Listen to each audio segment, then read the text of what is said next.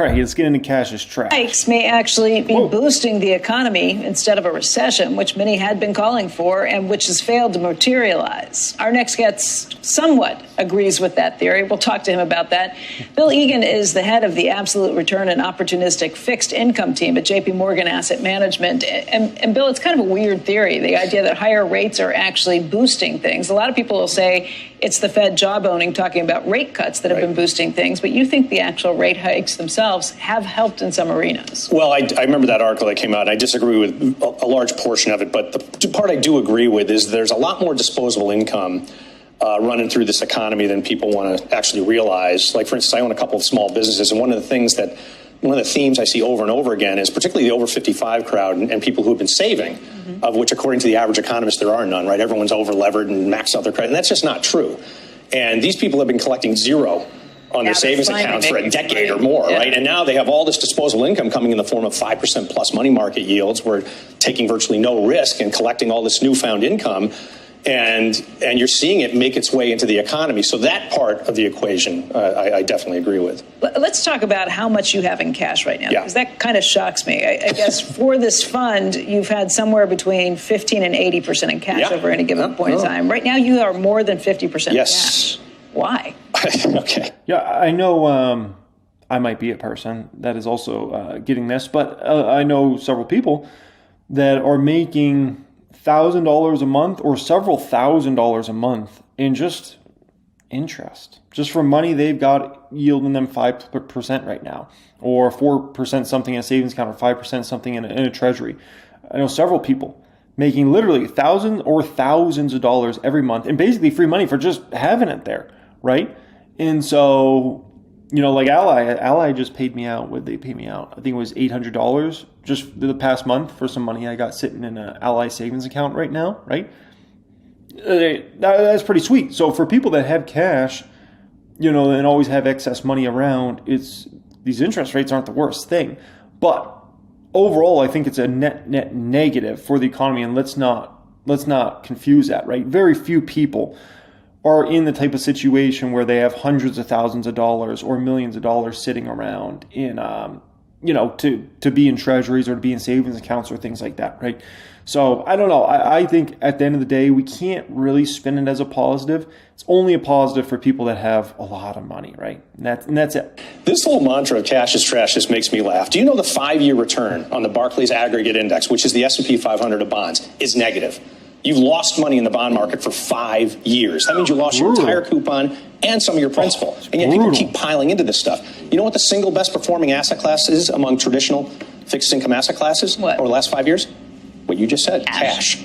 Okay, so if you haven't had any cash, you missed out. Someplace else. I mean, that's because as a fixed income manager, you know, you're limited in scope in terms of what you can do. You can't just go out and buy dividend-paying equities, some of which I think are very attractive here. Right. To be honest with you, you can create a 4% dividend yield with a portfolio of income-producing equities, including some money center banks, industrials, et cetera, and still have plenty of upside. But when you look at the investment-grade corporate bond market, spreads are at all-time tights, which means you're completely beholden to movements in interest rates when you own investment grade, when you own traditional mortgages, even when you own high yield to an extent, because high yield bonds right now are trading at 295 basis points over treasuries, the tightest they've really ever. So it's not worth the risk. Right. So you're just taking rate risk over and over and over again when you buy these areas. You think interest rates should be headed higher next? Do you think higher. That's going to be interesting. Yeah, there's a few things you should be doing with your money. This is what I do with my money. Cash, you know, right now can yield me 4 or 5% and save, you know, a high yield savings account. Okay. Stocks, real estate. Keep it simple. Keep it simple. That's it. That's all you need, man. You know, buy great companies, have 10, 15, 20 great companies, you know, have one or two that are like speculative, right? That are keep the juices flowing.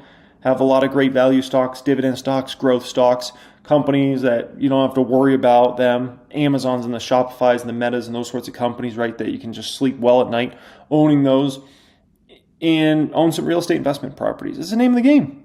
You know, people make this game out to be a lot more complicated. You know, it's a game I've been playing for, you know, the last 15 plus years, and it's a game that's done me pretty well. So, and I don't really know anybody that's been playing that game and, you know, hasn't done pretty well doing that. You don't have to make it much more complicated. You don't have to include bonds. You don't have to include other assets that you don't really know what's going on or you think is very speculative or this or that. own great asset producing companies at the top tiers, own great real estate in great neighborhoods, and always keep some cash around. Should raise rates, forget about lowering rates. Yeah, well, let's think about this just from a common sense standpoint, right? When you look at the checklist for Fed tightening right now, pretty much all the boxes are checked, right? You got inflation running way above target. You got the economy running, well above where they thought it would be or anyone else thought it would be. Even this quarter, the Atlanta GDP Now index is at tracking at 4.1%, and we're already halfway through the quarter. You've got stock market at the highs, you got volatility at the lows, you got spreads at the tights. That's a checklist for Fed tightening, not Fed easing. And I'll bet if the Fed could go back to the fourth quarter and take back this whole easing bias, because the data's going right in their face. But they are. Yeah, I know, exactly. No, but they are easing. They're not with rate cuts, but with the balance sheet and everything. They're already doing it and job owning it, even though the market doesn't really want to listen, right? The bond market doesn't. Like, for instance, it seems like we're still pouring it on. Yeah, it's interesting, right? Because you have a $7 trillion Fed balance sheet, which is never went down. Right, really hardly ever went down. You've got an economy that's doing just fine. You've got a deficit that's at wartime levels. How much would we need? How many? Jim Grant said 200 basis points of hikes before. Yeah, I know. Jim's pretty. Yeah. Well, do we need? Do we need 2 hikes, 3 hikes? I just think what the Fed's going to do here, when I look at it, sometimes the best trades are the ones you don't make, right? The Fed should probably just stand back and just do nothing, right? Because that's their safe bet. In reality, given the data, should they tighten? They probably should. Do I think they will in an election year? Probably not, right?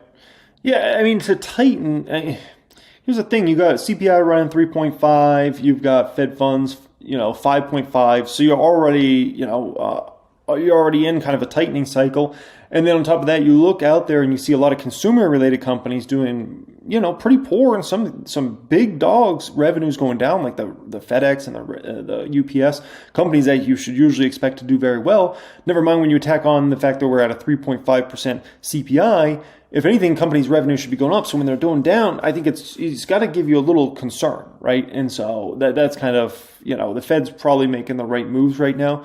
Once they get CPI sustainably under 3, then they can start lowering, okay? So a couple of years ago, super investor Ray Dalio, he ushered the words, "cash is trash." And this led a lot of folks to start to think about cash maybe a little differently in regards to investing, and that most of your money should be invested at all times. And so today, I've noticed recently more and more folks starting to talk about cash is trash. You need to have your money all invested, right?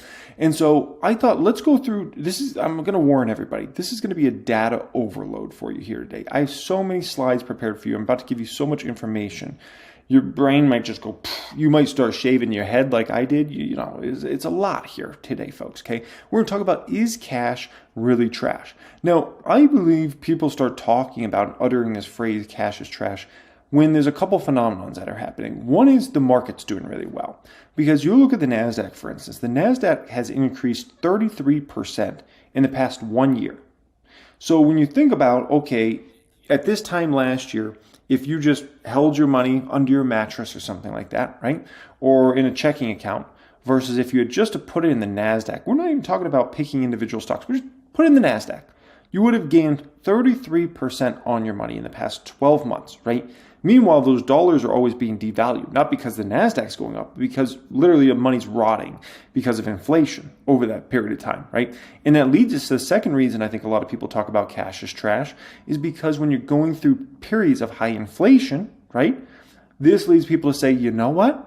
Why would I have cash? Cash is trash. My dollar's being eroded. Go to a food store in 2024 versus going to a food store 10 years ago, right? 5 years ago for that matter.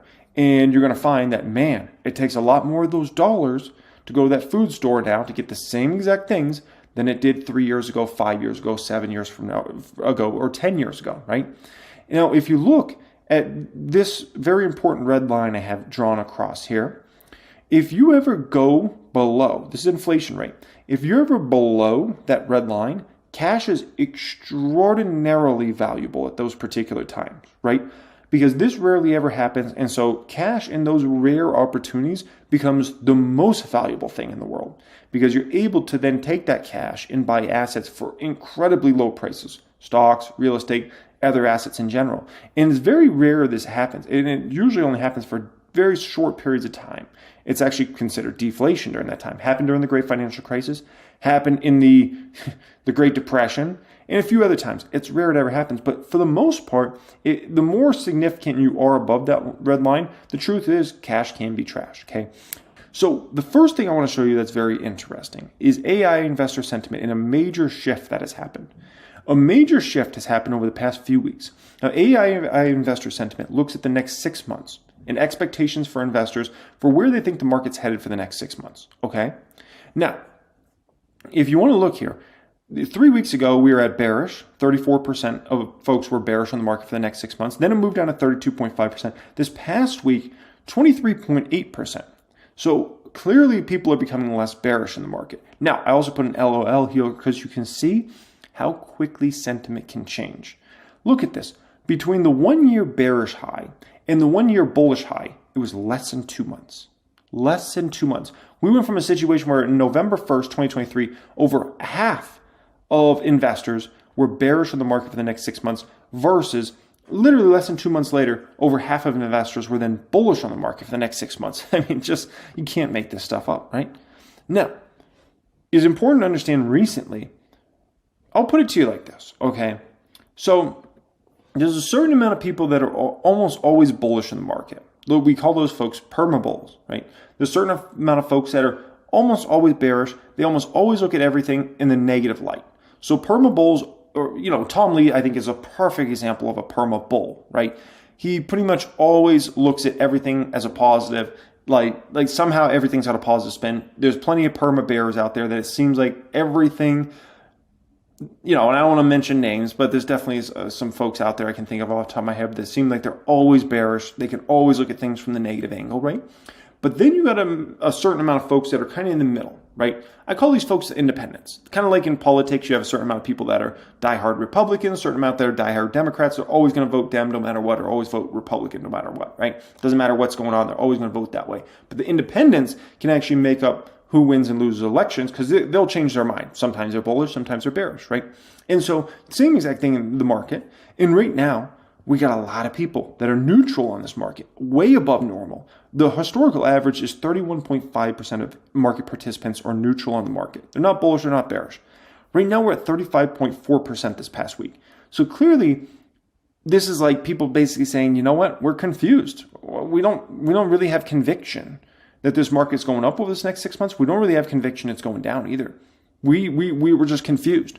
That's what these folks are right now, right?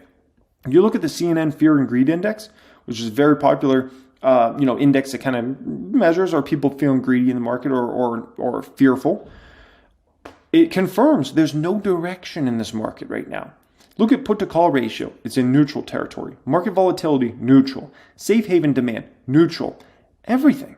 There's no direction whatsoever in this market.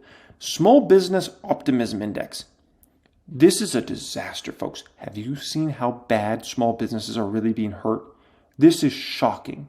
The small business optimism index decreased by 0.9 by 0.9 recently, right? It's the lowest level since December 2012. When you got to go back to 12 years ago to say this is the worst number since 12 years ago, folks? No bueno. That's bad. Small businesses are not in a good spot. Meanwhile, you have a lot of these big companies doing phenomenal. Look at the S&P 500. Remember, we're not even halfway through the year. And look at some of these stocks. 181% return so far this year. 141% so far this year. 84%, 79%, 58%, 51%. You'd be flipping my flapjacks. Look at the Dow 30. Look at the top 10 stocks. American Express, 27.6% gain. Amazon, nearly 25% so far this year. Merck's at nearly 20%. Caterpillar's at about 19%. Goldman Sachs at 18%. The worst one of that top 10 is Procter & Gamble at 13%. I mean, heck, we're not even halfway through the year. So what's Procter & Gamble's return by the end of the year? 30%? At this pace, that's insane, right? If I look at the public count in the past 12 months has basically gained over $600,000 in value, right? Now, if we look in the past 2 to 3 months, the public count's down about $200,000, which goes to show you the discrepancy between what's happened over the past year versus what's happened really in the past 2 or 3 months. Now, you look at a stock like Shopify. I think Shopify is one of the best stocks to look at if you want to feel, is the market feeling risk on or risk off? When people want to take risk, they want to own Shopify. They say, you know what, got to be in Shopify. We're going risk on. We're risk on. This stock's going to do phenomenal. As soon as people start to feel, you know what, I'm a little worried about the market. I'm a little worried about things. They jump out of Shopify stock. They dump that stock so fast, it's not even funny. They say, we don't want any piece of this. And that's why that stock has gone down over 35% in the past 3 months. Because investors have said, you know what, risk off, we don't want it. And they dump the stock. We watched this phenomenon play out 2021 to 2022. You look at 2021, Shopify stock's $100+. Look at 2022. The stock price fell over 70%. It was down to what? Under $30 at the lows Shopify was, right? So that goes to show you, oh boy, the market really, really has gone risk off now at this point in time. Shopify shows it, right? Also, Bitcoin's even shown weakness here recently. Bitcoin hit a high not too long ago, and now it's just, kind of been, it'll come back one day, and then next thing you know, it drops right under. I think Bitcoin's another phenomenal thing to look at if people are feeling risk on, risk off. As soon as people start feeling risk off, they dump their Bitcoin. It's not even so fast, it's not even funny. As soon as people are feeling, you know what, we're feeling good, they buy up Bitcoin, right? You can see that trend. Look at what happened to Bitcoin from 2021 to 2022 when people went risk off. Bitcoin price fell 70+%. Then people started going risk on, starting the end of 2022, leading into the beginning of this year, and look at Bitcoin. It went from like 20,000, I think it was under 20,000 at the lows, to 70,000 plus at the peak. Now, old man sent me this over. This blew my mind. University of Michigan Consumer Sentiment. They've been doing this for decades and decades and decades. It basically is a tell on how the consumer is feeling out there, okay? We just had the biggest miss, it looks like, on record. That's crazy. Crazy. It's one thing for the numbers to come in worse than expected, but it's another thing for the consumer sentiment numbers to come in so bad that it's the biggest miss on record. Like that's nuts. That's not good. That means people, the consumers, have started to feel a lot worse very recently, folks. A lot worse. Now, Mav was showing this recently in a video, and he was talking about XLU, which is basically utilities. And he was basically kind of making a point that utilities can give you a major warning that, problems in the economy are coming, problems in the stock market are coming, right? And it's usually when you see XLU severely outperforming the S&P 500, right? And so very recently, we have seen a phenomenon where XLU is starting to beat S&P 500 quite considerably, right? And he kind of showed in the past the 2022 bear market, obviously GFC, .com crash, and those sorts of things, right? And there is a major divergence. There's no doubt about it. Look at XLU. This is he backed this up to kind of like around, we can call it the beginning of April.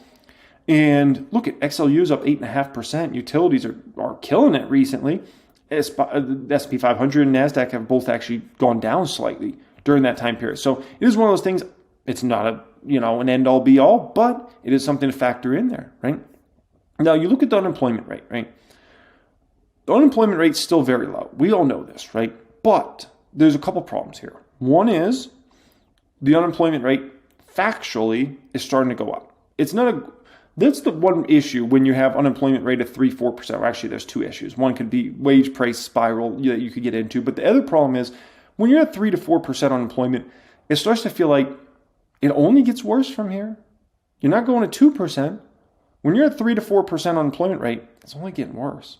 And it's a bad feeling because it's like, how long until it gets worse? And we go to a 5%, 6%, 7%, 8%, 10% unemployment rate. And it's kind of like a tick, tick, tick situation where you're just you're just stuck there waiting for it. It's like, dang, it doesn't get any better than this, man. That's the one thing that kind of sucks about it. So that's to factor in there, right? But here's the thing, right? And by the way, that Rona situation, that was obviously like a fake massive skyrocketing of unemployment. I don't even really factor that in, right? We've kind of been on a low trajectory for unemployment. I'll fix it for you, okay? This is a reality of the unemployment rate in the past 5 years, okay? Take out the Rona situation where the government shut downs and then all the jobs came right back. That's a fake out situation. This is a reality. We've been in the 3s to 4s for a long time, but the trend is starting to get worse, right? Unemployment is starting to tick up, and that's not a good thing because you don't know when that stops. The dominoes start falling the wrong way, and then you don't know. Can you stop it at 4.1%, 4.5%, 5%? You don't know, right? Look at the great financial crisis. A lot of people thought it was going to stop at 4, and then it went to 5, and then they thought it could stop at 6, and then it went to 7, and then it went to 8, and then it went to 9, right? So a little food for thought in regards to that.